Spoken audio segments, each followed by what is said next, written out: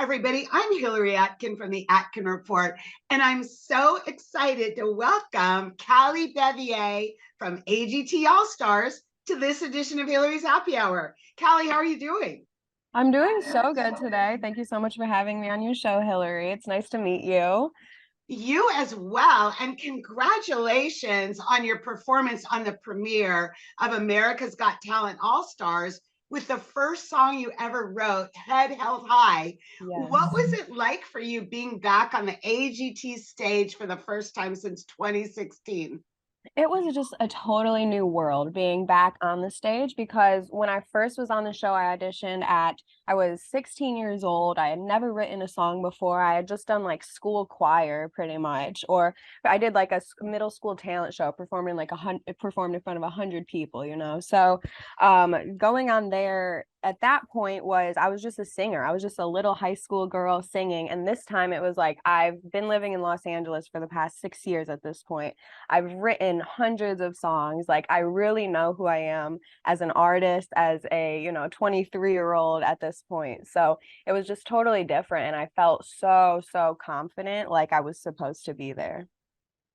Well, the confetti to me as a viewer, it was reminiscent of you receiving the golden buzzer from Yes. Simon during season 11. So, talk about being part of the AGT family and especially your bond with Simon. I mean, I just remember Simon's like little comments the first time I tried out, just things of like, oh, like you're special. There's just something about you. And just like you could tell, like right from the beginning, like there was something. I feel like he saw me more, not just as though someone who can grow and get big in the industry. It almost felt like he genuinely like really attached to my story and attached to just who I am as a person more, which that felt so great. So to be back on stage and be able to perform in front of him and just see that, he still has that love and he still has that, passion just for me as an artist, and to see me just rise in my journey has been really cool. And I just feel so much love and support from the whole AGT family overall.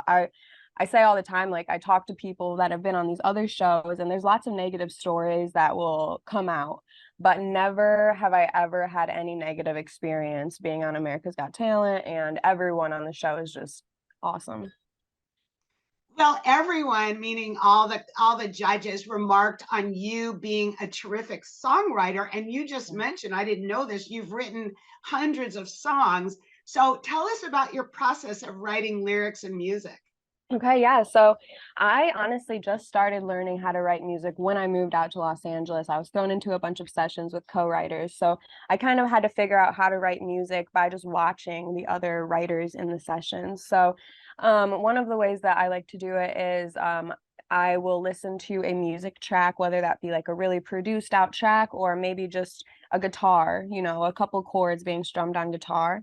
And then normally I'll come up with a little melody over that. And normally that might come out in more just random words like, you know, blue skies, da da da da da da da da da. And that's how the melody will come. And then after I come up with the melody, have all of that mapped out, I'll put the lyrics that fit into those melodies.